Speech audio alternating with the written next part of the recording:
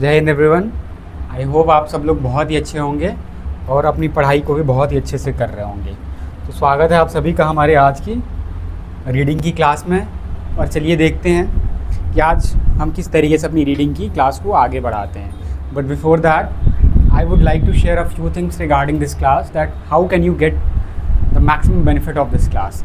तो देखिए, इस आर्टिकल को अपलोड करने से पहले, इस वीडियो को अपलोड करने से पहले व्हाट वी डू, हम इसका जो PDF फॉर्मेट है, जो आर्टिकल का PDF है, उसको अपने टेलीग्राम चैनल पे, that is Edify English hub, उस पर अपडेट कर देते हैं। आप वहाँ पे जा कर के एक बार एडवांस में इसकी रीडिंग कर सकते हो, जिससे आप जब शाम को ये वीडियो देख रहे होगे तो साथ में आप मैच कर पाओ कि जो आपकी अंडरस्टैंडिंग रही थी और जो इस आर्टिकल का बेसिकली क्रक्स है, जो लाइन्स की मीनिंग निकल करके सामने आ रही है, उसमें कितना मैच कर रही है चीज़ें। ठीक है, तो इससे क्या होगा कि आप खुद भी एफर्ट डालोगे। ठीक है, आप भी नहीं मान लीजिए कि आपने किसी वर्ड को गलत इंटरप्रेट किया है ना, मीनिंग पता थी आपको लेकिन उसका यूज़ आपने अलग तरीके से किया वहाँ पे, तो फिर जब आप क्लास को देखोगे तो वहाँ पे आप मैच कर पाओगे और इससे क्या होगा, धीरे धीरे आपकी रीडिंग इम्प्रूव होती जाएगी।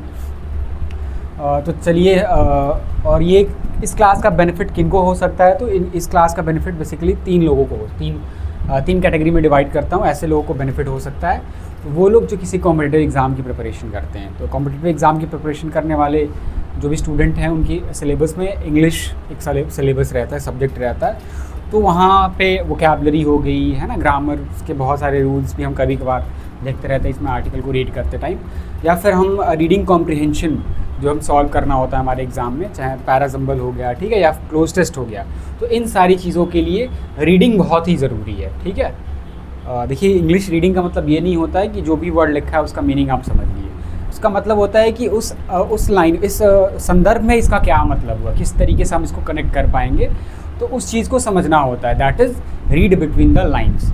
ठीक, आई होप आपको ये बात समझ में आ गई होगी।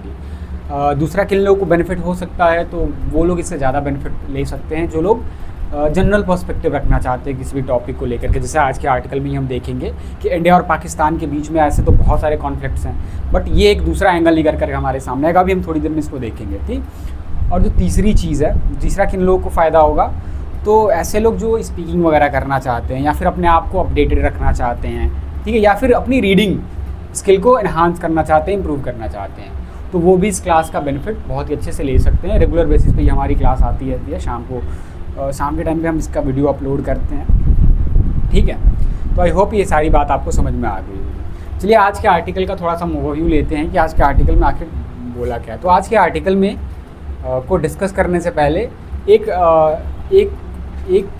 लोकेशन का जिक्र हुआ था इस आर्टिकल में, दैट इज़ सर क्रीक। आप लोगों में से बहुत से लोगों ने इसका शायद नाम भी ना सुना हो, sir creek. For your surprise मैं बता दूं कि सर क्रीक जो है वो इंडिया और पाकिस्तान के बीच का एक कॉन्फ्लिक्टेड जोन है। वो कैसे है, क्या है और कहाँ पर लोकेटेड है, अभी थोड़ा सा हम देखते हैं। तो देखते हैं कि सर क्रीक जो है लोकेशन और इसके फीचर क्या हैं। तो सर क्रीक एक 96 किलोमीटर लंबा क्या है, टाइडल एस्चुरी है। एस्चुरी क्या होती है, तो जहाँ पे कोई भी लैंड बाउंड्री ख़त्म होती है और वहाँ पे एक सी बाउंड्री, वहाँ पे सी वाटर, और यहाँ से जो लैंड से अगर कोई रिवर गई हो तो खारे पानी, सॉल्ट वाटर, और जो स्वीट वाटर होता है ना, मीठा पानी जो होता है, उसका जो मीटिंग पॉइंट होता है उसको एस्चुरी कहा जाता है। ठीक है, ऐसे एरिया को एस्चुरी कहा जाता है। तो सर क्रीक भी क्या इसी तरीके का है, इतने किलोमीटर का टाइडल एस्चुरी है। कहाँ पे है ये, इंडस रिवर डेल्टा में। Indus river delta forming part of, हाँ, इंडस रिवर डेल्टा का मतलब जो इंडस रिवर बह करके आती है, ठीक है, और जहाँ पे वो अपना सारा सिल्ट एक्यूमुलेट करती है, वहाँ से वो कहाँ चली जाती है, मतलब अरेबियन सी के तरफ चली जाती है, तो वहीं पे ये लोकेटेड है। फॉर्म करते हुए part of India Pakistan border. ये क्या करती है, तैयार करती है। सर क्रीक जो जगह है वो इंडिया और पाकिस्तान के बीच में एक बॉर्डर भी क्रिएट करता है बिटवीन, और ये कहाँ पे है, तो गुजरात के कच्छ रीजन में, और साथ ही साथ इंडिया, जो कि इंडिया में आता है, और साथ ही साथ सिंध प्रोविंस में, जो कि पाकिस्तान के अंदर है। तो इनके बीच में ये बॉर्डर बनाने का काम करता है। एग्ज़ाम के पॉइंट ऑफ व्यू से ये बहुत इंपॉर्टेंट जानकारी है, आप इसको नोट डाउन कर सकते हैं, और साथ ही साथ एक जनरल ओवरव्यू के लिए भी बहुत ज़रूरी है ये चीज़। और ये जो सर क्रीक है वो ओपन होता है कहाँ पे, अरेबियन सी में, जैसा कि हमने बताया। अरेबियन सी पता होगा आपको कि इंडिया का जो वेस्ट कोस्ट है उधर साइड में अरेबियन सी आती है। इन्फ्लुएंस करते, प्रभाव डालते हुए किस चीज़ को, मैरीटाइम बाउंड्री, यानी समुद्र से रिलेटेड बाउंड्रीज़ को फिशिंग जोन को और साथ ही साथ रिसोर्स राइट्स को। तो इन सारी चीज़ों की वजह से ये एरिया काफ़ी ज़्यादा इंपॉर्टेंट हो जाता है, ठीक है। क्योंकि कहीं पे भी जब सॉल्ट वाटर और स्वीट वाटर, दैट इज़ मीठे पानी और जब खारे पानी का मिलन होता है, तो वहाँ पे फिशिंग ग्राउंड बहुत अच्छा तैयार होता है, जिससे वो फिशिंग जोन हो जाता है। वहाँ पे बहुत सारी मछलियाँ अपने फीड करने के लिए वहाँ पे आती हैं, ठीक है। और मैरीटाइम बाउंड्री के लिए भी बहुत ज़रूरी है कि काफ़ी फ्रेजाइल जोन है यहाँ पे, ठीक है। और रिसोर्स भी आपको पता होगा कि ऐसे फ्रेजाइल एरियाज जो कि अभी अनएक्सप्लोर्ड हैं, वहाँ पे रिसोर्स होने के भी काफ़ी ज़्यादा चांसेस होते हैं। तो इन सब चीज़ों की वजह से ये रीजन काफ़ी इंपॉर्टेंट हो जाता है। क्रिक क्या होता है? तो क्रिक एक नैरो, एक पतला सा मडी मतलब दलदला, हाँ दलदला शिफ्टिंग वाटर चैनल जिसके अंदर शिफ्ट हो रहा होता है, ठीक है। तो ऐसे चैनल का मतलब क्या होता है? पैसेज है ना, वाटर एक रास्ता, पार्ट ऑफ। और ये क्या होता है? हिस्सा होता है किस चीज़ का? इकोलॉजिकली सेंसिटिव वेटलैंड का। यानी इस चीज़ का ये क्या होता है? इकोलॉजिकली सेंसिटिव वेटलैंड होते हैं। वेटलैंड का मतलब क्या होता है? बेसिकली दलदली इलाके जो होते हैं उनको वेटलैंड कहा जाता है। तो उसी का एक पार्ट होता है दैट अफेक्ट, जो कि अफेक्ट करता है किस चीज़ को? डिमार्केशन को। और डिमार्केशन किस चीज़ का है? EEZ, that is exclusive economic zone, ठीक है। पता होगा जिस तरीके से हमने भी हम ज़मीन को जिस तरीके से अलग अलग बाउंड्रीज़ में डिवाइड करते हैं, ये स्टेट का बॉर्डर है, ये इसका बॉर्डर है, डिस्ट्रिक्ट का बॉर्डर, वैसे ही जान लीजिए कि समुद्र में भी अलग अलग जोन्स में समुद्र को डिवाइड किया गया है, ठीक है। वो किलोमीटर मील के हिसाब से, उनके जो डिस्टेंस होता है उसके हिसाब से उनको डिवाइड किया गया है, ठीक है। तो ये नॉटिकल माइल जिसको हम कहते हैं, ठीक है, उसमें मेज़र किया जाता है जो पानी के अंदर जो दूरी मापने का हमारा काम होता है। तो ये इस चीज़ का डिमार्केशन को क्या करता है? अफेक्ट करता है, एक्सक्लूसिव इकोनॉमिक जोन को। एंड कॉन्टिनेंटल शेल्फ, ये भी पता होगा जब आपको समुद्र का, जब आप जोग्राफिकल फीचर पढ़ते हैं, समुद्र के फीचर्स पढ़ते हैं, तो पता होगा आपको कि कॉन्टिनेंट जहाँ पे ख़त्म होता है तो कई सारे स्ट्रक्चर होते हैं, ठीक है। तो वहाँ पे कॉन्टिनेंटल शेल्फ्स भी आ जाते हैं, ठीक। पानी के अंदर जब वो जो एक्सटेंशन होता है कॉन्टिनेंट का, एक पानी के अंदर, समुद्र के अंदर, टू सम एक्सटेंट उसको कॉन्टिनेंटल शेल्फ आ जाता है, ठीक है। तो इस चीज़ के बीच में ये डिमार्केशन का भी काम करते हैं। क्रूशियल, ये क्या है? बहुत ही ज़रूरी है किस चीज़ के लिए? फिशिंग और ऑयल गैस एक्सप्लोरेशन के लिए। यहाँ पे रिसोर्सेज का होना बहुत ही ज़्यादा मतलब माना जाता है कि यहाँ पे रिसोर्सेज होना तय है, ठीक है। अब डिस्प्यूट क्या है? तो इस आर्टिकल में हम पढ़ेंगे भी उसी चीज़ को लेकर के ही इस पूरे आर्टिकल में बात करी कि क्या है डिस्प्यूट, क्या है मामला, और भी क्या चीज़ें को लेकर के डिस्कस किया जा रहा है, आखिर ये न्यूज़ में क्यों आया, भाई हम जानेंगे। तो जो कॉन्फ्लिक्ट है वो निकल के आता है, स्टीम फ्रॉम का मतलब निकल करके आता है 1914 के एग्रीमेंट से, जो कि ब्रिटिश इंडिया और सिंध ऑफ रूरल के बीच में साइन किया गया था। तो इनके दोनों के बीच में ये कॉन्फ्लिक्ट वहाँ से निकल करके आता है, जब हमारे जो कंट्री थे वो we were in the control of British, ठीक है। पाकिस्तान का व्यू क्या है इसको लेकर के? तो जो बाउंड्री है ये वो लाई करता है कहाँ पर? ईस्टर्न बैंक पे, गिविंग इट फुल कंट्रोल। ये कहता है, पाकिस्तान का कहना है कि ये इनके ईस्टर्न बॉर्डर बैंक पे आता है, इसीलिए इनके पास इसका पूरा का पूरा कंट्रोल होना चाहिए। पाकिस्तान का व्यू है। वही साथ में देखें इंडिया का व्यू क्या है? तो इंडिया का व्यू क्या है? ये जो बाउंड्री है वो फॉलो करता है द थैलविच प्रिंसिपल को, यानी एक मिड चैनल एक प्रिंसिपल होता है इस चीज़ को, ये कि दो कंट्रीज़ के बीच में अगर कोई बाउंड्री है, ठीक है, तो वो और कोई ऐसा जोन है जो कि इस तरीके का है, जो सर क्रीक के मामले में आया, तो वो बाउंड्री की तरह काम करना चाहिए, ना कि वो किसी के पक्ष में जाना चाहिए। तो ये इंडिया का स्टांस है इस पर, इसको लेकर के। तो बावजूद कई सारे बॉर्डर रेजोल्यूशन के जो कि 1960 में आए थे, सर क्रीक का बाउंड्री अभी भी क्या अनसेटल्ड है, यानी इस पर अभी भी कंसेंसस बिल्ड नहीं कर पाई इंडिया और पाकिस्तान इस चीज़ को लेकर के, ठीक है। आई होप आपको ये इसका लोकेशन, इसके फीचर्स और साथ ही साथ ये डिस्प्यूट क्या है थोड़ा बहुत इसकी जानकारी मिल गई होगी, ठीक है। ये जनरल पर्सपेक्टिव से हम थोड़ा सा जानने की कोशिश की है हमने। इसलिए आज के आर्टिकल में आए हुए हम थोड़े से वोकैबलरीज़ को भी थोड़ा सा एक बार हम चेक कर लेते हैं कि आखिर इनकी क्या मीनिंग होती है। तो जो पहला वर्ड है हमारे पास, दैट इज़ एल्यूड टू। ये एक फ्रेज़ है, इसका क्या मतलब होता है? एल्यूड टू का मतलब होता है, एल्यूजन वर्ड आपने सुना होगा, इनडायरेक्ट रेफरेंस, ठीक है, दैट इज़ कॉल्ड एल्यूजन, ठीक है। तो उसी से ये बना है, वर्ब है ये। इनडायरेक्टली रेफर और हिंट एट, यानी किसी चीज़ के ऊपर इनडायरेक्टली क्या करना? हिंट करना या फिर उस चीज़ को दिखाना, that is called alluded to. Suggest, imply या हिंट भी आप इसको कह सकते हैं। ट्रेड विद का मतलब क्या होता है? ट्रेड विद का मतलब होता है किसी भी चीज़ को एक पर्टिकुलर तरीके से क्या करना? अप्रोच करना, उसको हैंडल करना, that is called trade with करना। हैंडल, मैनेज या एड्रेस भी आप इसको कह सकते हैं, पर्टिकुलर तरीके से करना, that is called trade with. Vital का मतलब क्या होता है? तो वाइटल का मतलब होता है कोई चीज़ जो कि बहुत ज़्यादा इंपॉर्टेंट या बहुत ज़्यादा ज़रूरी हो या नेसेसरी आवश्यक हो, that is called vital. Crucial, indispensable, जैसे कि ऑक्सीजन ह्यूमन लाइफ के लिए बहुत ही ज़्यादा वाइटल है, इसको कह सकते हैं, ठीक है। Oxygen is very vital for human existence. Vicinity क्या होता है? तो विसिनिटी का मतलब होता है एन एरिया नियर और सराउंडिंग अ प्लेस, यानी एक एरिया और जगह के पास का जो सराउंडिंग जो एरिया होता है आसपास का, उसको हम क्या कहते हैं, विसिनिटी कहते हैं, ठीक है। That is called vicinity. Proximity, neighbourhood भी आप इसको कह सकते हैं नॉर्मल वर्ड्स में। लेवरेज यहाँ पे वर्ब की तरह यूज़ किया गया। लेवरेज का मतलब क्या होता है, किसी भी चीज़ को स्ट्रेटेजिक एडवांटेज के लिए क्या करना, यूज़ करना। दैट इज़ कॉल्ड लेवरेज करना, किसी चीज़ का फ़ायदा उठाना। एक्सप्लॉइट करना, यूटिलाइज़ करना या हार्नेस करना, उसको भी आप कह सकते हो। वोलेटिलिटी क्या होती है, तो वोलेटिलिटी का मतलब होता है an ability to change quickly, यानी किसी भी चीज़ की एक एबिलिटी होती है जो उसको तुरंत चेंज कर देती है। दैट इज़ कॉल्ड जैसे मरकरी के केस में आपने सुना होगा कि मरकरी एक ऐसा मेटल होता है जो कि लिक्विड फॉर्म में पाया जाता है, ठीक है, और वो अपनी पोजीशन को काफ़ी तेज़ी के साथ में चेंज कर देता है। तो उसकी तो इससे समझ सकते हैं हम, दैट इज़ कॉल्ड वॉलेटिलिटी, ठीक है। या फिर अगर आज के टाइम पे देखें तो जो ट्रम्प साहब हैं, इनके भी कई सारे डिसीजंस ऐसे जो काफ़ी वॉलेटाइल हैं। एक तरफ कुछ और ही कह रहे होते हैं, एक तरफ इंडिया को अपना फ्रेंड बता रहे होते हैं, मोदी जी को विश कर रहे होते हैं, और दूसरी साइड हमारे ऊपर टैरिफ वॉर का गेम खेल रहे हैं। तो इस तरीके से भी आप इसको याद रख सकते हैं। इंस्टेबिलिटी, अनप्रेडिक्टेबिलिटी भी आप इसको कह सकते हैं, ठीक। रिटरेट का मतलब क्या होता है, तो रिटरेट का मतलब होता है किसी चीज़ को बार बार दोहराना। से समथिंग अगेन फॉर एम्फोसाइज, ताकि आप उसके ऊपर और भी ज़्यादा जोर डाल सके। दैट इज़ कॉल्ड रिटरेट करना। ये वर्ड काफ़ी इंपॉर्टेंट है, याद रखिएगा, ठीक है। आने वाले एग्जाम में आई होप कि ये ज़रूर पूछेगा, क्योंकि ये काफ़ी बार आर्टिकल में यूज़ हो रहा है। रिपीट करना या रीस्टेट करना भी आप इसको, किसी स्टेटमेंट को फिर से कहना या दोहराना, that is called what, that is called रिटरेट करना, ठीक। तो आई होप आपको ये सारे वर्ड समझ में आ गए होंगे, ठीक है। चलिए आज के आर्टिकल को हम देखते हैं और पढ़ने की कोशिश करते हैं, और वन बाय वन हम पढ़ते हैं और इसको समझने की कोशिश करते हैं दैट कि क्या है आखिर आज के आर्टिकल में, ठीक है। तो पता होगा आपको कि अभी रिसेंटली हमारे जो डिफेंस मिनिस्टर हैं वो गुजरात में गए हुए थे, ठीक है। गुजरात का जो एक हमारा बहुत इंपॉर्टेंट बेस है, वहाँ पे बेस तो मुझे नहीं याद आ रहा, अभी आर्टिकल में आप देखोगे उस बेस का जिक्र भी हुआ है, ठीक है। उस बेस का नाम भुज एयर बेस है, वहाँ पे गए थे।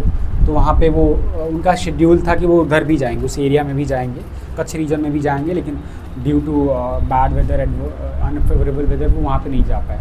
तो उनकी कुछ स्टेटमेंट आई है जो कि पाकिस्तान की कुछ एक्टिविटी करने की वजह से आई हुई है। तो इसी चीज़ को ये हाईलाइट कर रहा है कि हाँ, इंडिया को इस चीज़ को लेकर के किस तरीके से कॉशियस रहना चाहिए, इसका क्या रिपरकशंस हो सकते हैं, और इंडिया अपने आप को किस तरीके से स्टैंड कर सकता है, ठीक है। तो इस आर्टिकल में इसी चीज़ का जिक्र की गई है, ठीक है। सर्क्रिक के बारे में हमने जान ही लिया था।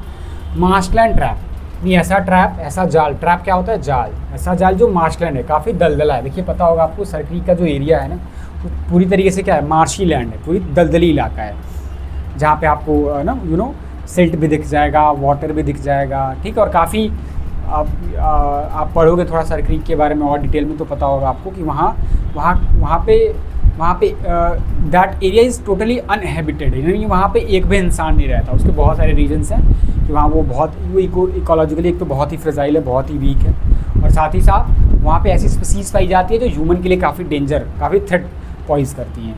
तो दैट इज़ वाई वहाँ पे एक भी पॉपुलेशन नहीं रहती। लेकिन हाँ, कुछ टर्म्स में रिसोर्सेज के मामले में वो ये रीजन काफ़ी इंपॉर्टेंट हो जाता है, हालांकि उसके लिए काफ़ी एडवांस टेक्नोलॉजी की आवश्यकता पड़ती है, ठीक है। तो इस लिहाज से वो बहुत इंपॉर्टेंट हो जाता है। तो मार्शलैंड ट्रैप, फिर से ये सर्क्रिक का जो मुद्दा है वो न्यूज़ में आ चुका है, तो उसी ट्रैप की जाल की बात कर रहा है।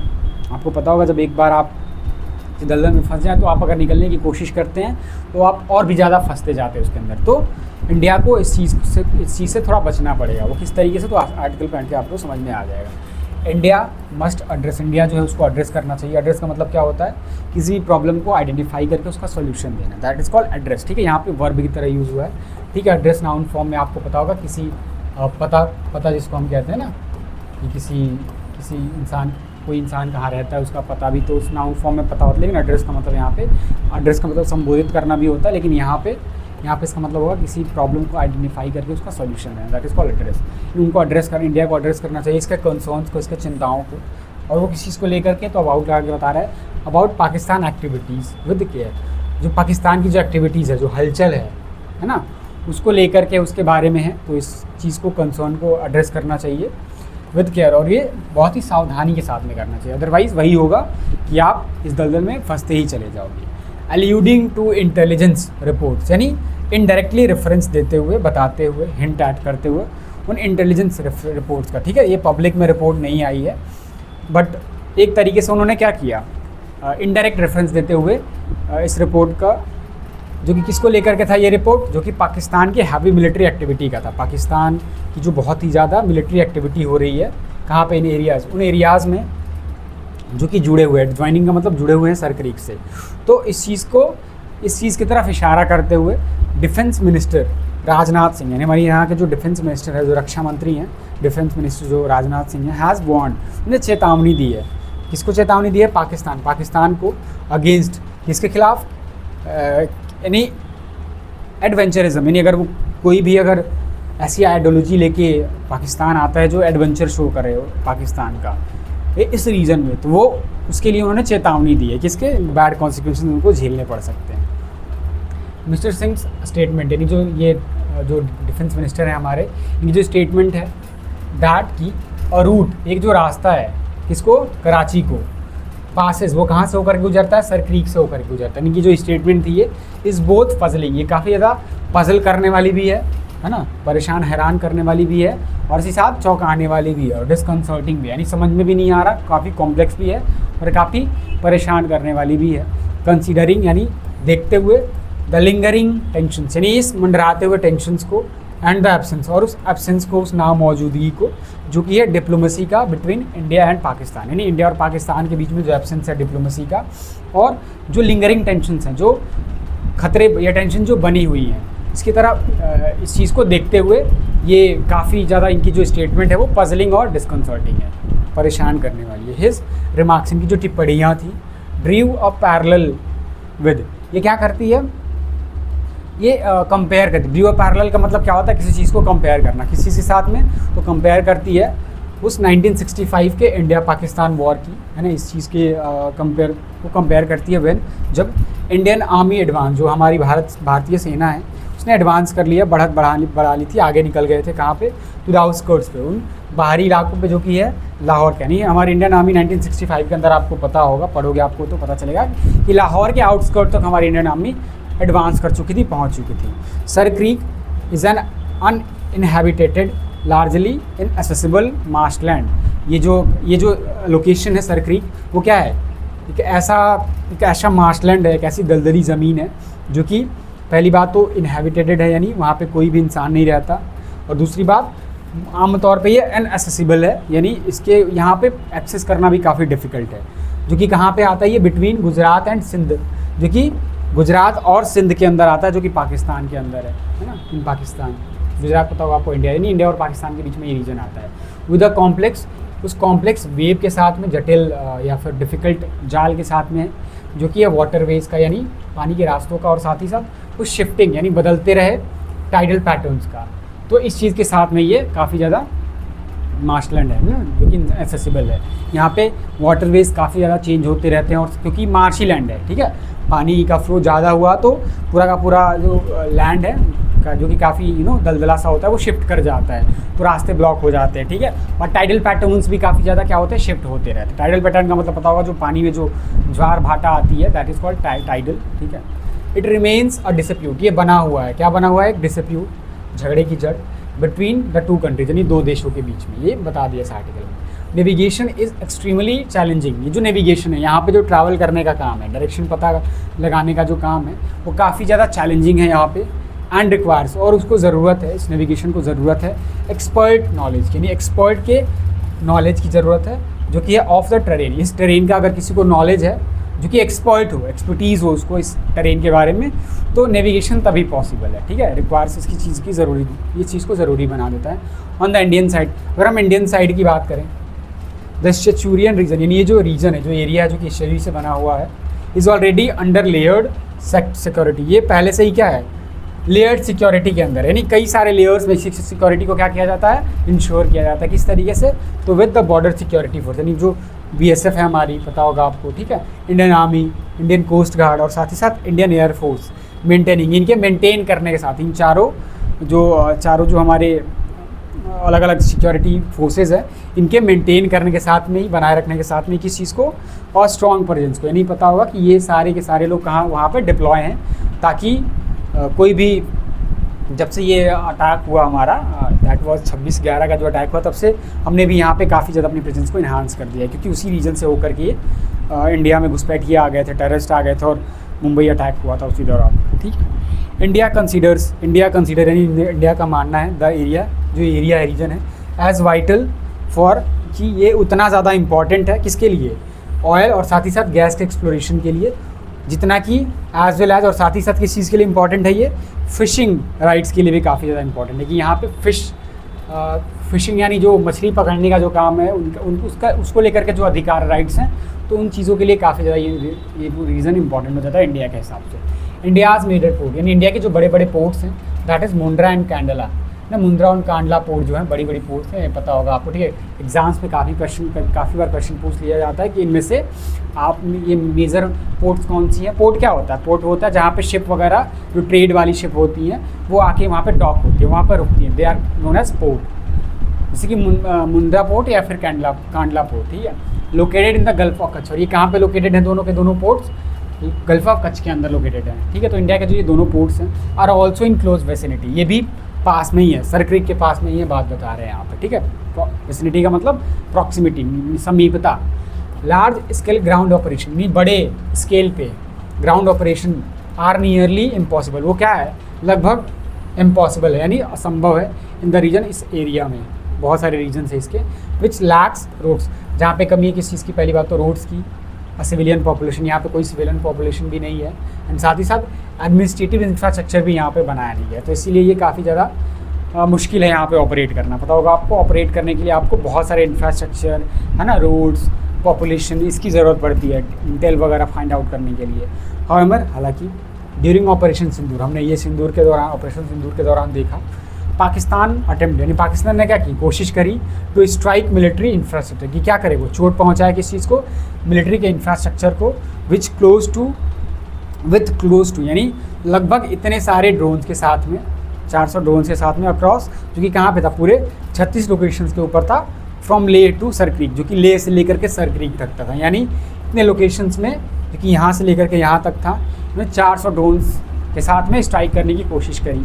इंडियन फोर्सेज, इंडिया की जो फोर्सेज हैं, जो BSF हो गई, कोस्ट गार्ड हो गया, एयरफोर्स हो गया, इंडियन आर्मी हो गई, उन्होंने न्यूट्रलाइज़ कर दिया, इंडिया की जो फोर्सेज उन्होंने न्यूट्रलाइज़ कर दिया मैनी ऑफ देम। यहाँ पे बेसिकली यहाँ पे इंडियन आर्मी की बात कर रहा है, एयरफोर्स भी इसमें, पता होगा आपको, ऑपरेशन सिंदूर में इंडियन एयरफोर्स और साथ ही साथ इंडियन जो हमारी आर्मी है, दोनों ही मिल करके उन्होंने इस ऑपरेशन को अंजाम दिया था, और भी फोर्सेज शामिल थी इसके अंदर। तो इंडियन एयर फोर्सेज ने न्यूट्रलाइज़ कर दिया, ख़त्म कर दिया कई सारे, मेनी ऑफ देम, कई सारे ड्रोन्स को, बट इन परहैप्स, लेकिन संभवतः इसने सिग्नल कर दिया, इशारा दे दिया द एक्सपांसन, उस एक्सपांशन को, उस बढ़ाने को, जो कि है द फ्रंट, यानी इस फ्रंट का, कि इस फ्रंट को, इस मोर्चे को बढ़ाया जाए, किसके बीच में? बिटवीन द टू कंट्रीज, यानी जो दो कंट्रीज़ के बीच में है, इस मोर्चे को और भी ज़्यादा बढ़ाया जाए, एक्सपांशन को इसने सिग्नल दे दिया संभवतः। स्ट्रेटिजिकली, स्ट्रैटेजिक तरीके से अगर हम देखें, ओपनिंग अ फ्रंट, खोलने का जो काम है एक फ्रंट को, एक और मोर्चे को, हियर यहाँ, is disadvantageous for both side, यानी दोनों ही देशों के लिए क्या है, ये काफ़ी ज़्यादा नुकसानदेह। अब ये बताएगा किस तरीके से है ये, बट कॉन्फ्लिक्ट, लेकिन जो कॉन्फ्लिक्ट्स हैं, विवाद हैं, often do not follow reason और लॉजिक, इनमें रीजन और लॉजिक देखते हो आप बहुत ही कम देखा जाता है, फॉलो किया जाता है मिस्टर सिंह। नहीं तो आपको पता होगा कि जब भी कॉन्फ्लिक्ट होता है तो उससे कितने सारे कंट्री कितना पीछे चली जाती है, ठीक है, या फिर कितने सारे मिलिट्री हार्डवेयर्स यूज़ होते हैं, वो ख़त्म हो जाते हैं, कोई रिजल्ट भी नहीं आता कई बार, तो ठीक, तो कॉन्फ्लिक्ट रीजन और लॉजिक को फॉलो नहीं करते हैं। मिस्टर सिंह, यानी जो हमारे डिफेंस मिनिस्टर हैं, who was in Kutch to celebrate, जो कि कच्छ के अंदर थे ताकि वो सेलिब्रेट कर सकें विजयदशमी को विद सोल्जर, सोल्जर के साथ में, वो इस वजह से थे। हैड बिन शेड्यूल्ड, तो शेड्यूल किया गया था, टू विजिट, इनके बारे में इनका शेड्यूल किया गया था कि विज़िट करेंगे किस चीज़ को? सर क्रीक को, यानी भी हमने ऊपर डिस्कस किया था शुरू में ही कि कच्छ में विज़िट, जब कच्छ में गए थे, कच्छ रीजन में, तो यहाँ पे भी विज़िट करने वाले थे, but could not due to adverse weather, लेकिन ख़राब मौसम की वजह से, अनफेवरेबल, एडवर्स का मतलब क्या होता है? अनफेवरेबल वेदर की वजह से वो नहीं जा पाए।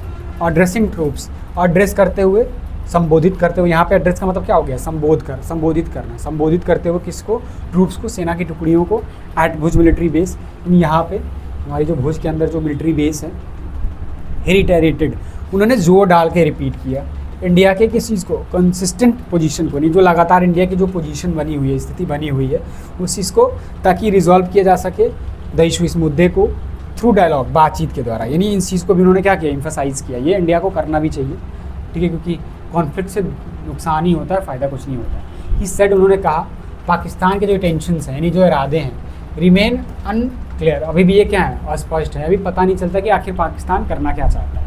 एंड वेंट ऑन टू से, और कहते हुए उन्होंने जारी रखा दैट की एनी अग्रेशन बाय पाकिस्तान, अगर कोई भी अग्रेशन दिखाया जाता है पाकिस्तान के द्वारा in the sir creek area यानी सर क्रीक एरिया के अंदर विल बी मेट, तो वो जहाँ मिलेगा किस चीज़ से, विथ अ रीसाउंडिंग रिस्पॉन्स, यानी इसका हम बहुत ही क्लियर और लाउड रिस्पॉन्स के साथ ये मीट कर सकता है, यानी मिल सकता है, यानी हम ऐसा रिस्पॉन्ड कर सकते हैं।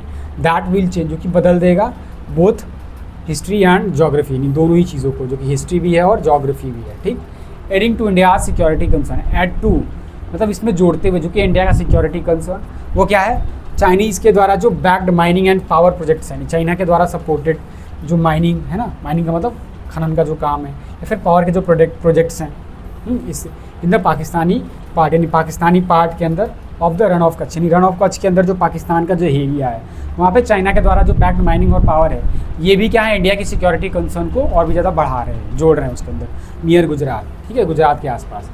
दीज प्रोजेक्ट्स, यानी जो प्रोजेक्ट्स हैं जो चाइना के द्वारा किए जा रहे हैं, इंडिया फियर्स, इंडिया को ऐसा डर है, कुड इवॉल्व, वो क्या कर सकते हैं, इवॉल्व कर सकते हैं, डेवलप कर सकते हैं धीरे धीरे टाइम के साथ में किसी चीज़ का डेवलप करना, दैट इज़ कॉल्ड इवॉल्व होना, into a strategic military challenge. ये क्या हो सकता है, एक स्ट्रेटेजिक मिलिट्री चैलेंज हो सकता है, काफ़ी ज़्यादा चुनौती हो सकती है बड़ी, इफ़ लेवरेज जॉइंटली, अगर इसका फ़ायदा उठाया गया जॉइंटली यानी मिल करके, किसके द्वारा, बाई बीजिंग एंड इस्लामाबाद, यानी बीजिंग यानी चाइना और इस्लामाबाद के द्वारा अगर इसको मिल करके फ़ायदा इसका उठाया गया, तो ये जो प्रोजेक्ट्स हैं वो स्ट्रेटेजिक मिलिट्री चैलेंज हो सकते हैं इंडिया के लिए। ठीक, कंसीडरिंग द वॉलेटिलिटी, यानी देखते हुए किस चीज़ को, इस वॉलेटिलिटी को, अस्थिरता को, जो कि है जियोपॉलिटिकल सिचुएशन के अंदर, इन मेनी कंसर्न्स, कई सारे कॉर्नर्स पे, कई सारे अलग अलग जगहों में इन द वर्ल्ड, पूरी दुनिया के, इंडिया मस्ट, क्या कह रहे हैं यहाँ पे, जो इंडिया है उसको ट्रेड विद करना चाहिए। ट्रेड विद का मतलब क्या होता है,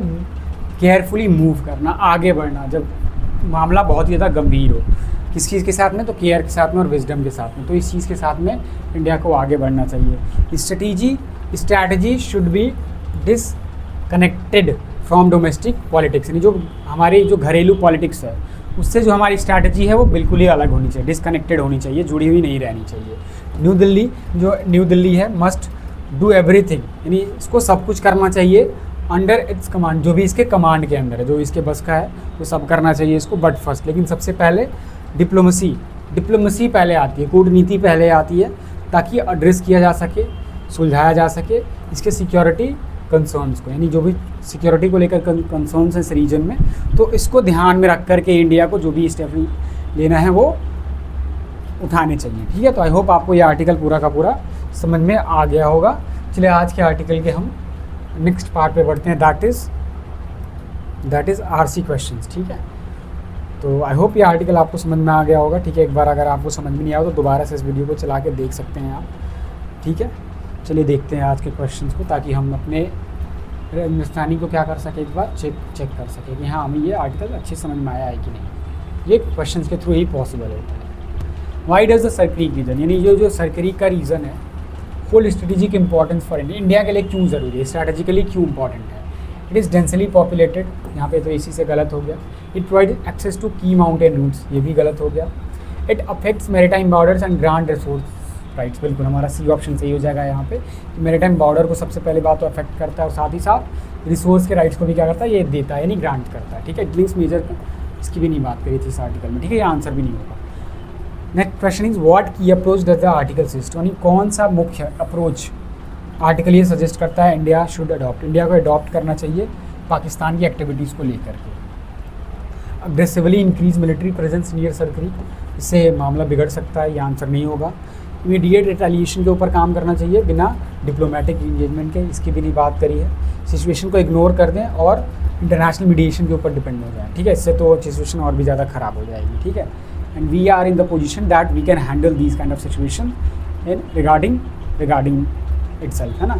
कंबाइन स्ट्रेटेजिक कॉशन, यानी कंबाइन करना चाहिए किस चीज़ को, स्ट्रेटेजिक कॉशन को, चेतावनी को, विद डिप्लोमेटिक एफर्ट्स। बिल्कुल हमारा आंसर डी यहाँ पे हो जाएगा कि साथ में लेके आना चाहिए। सबसे पहले तो कॉशन मेंटेन करके रखनी है कि हाँ जो भी डेवलपमेंट हो रही, एक्टिविटीज़ हो रही है पाकिस्तान के द्वारा, उसको हमें बिल्कुल ही ध्यान से देखना है और डिप्लोमेटिक एफर्ट्स जारी रखने हैं, बातचीत बंद नहीं करनी है। व्हाट अंडरलाइंग कंसर्न, कौन सी छुपी हुई कंसर्न शेप करती है इंडिया के रिस्पॉन्स को, कि पाकिस्तान के मूव को लेकर गया सर क्रीक के पास।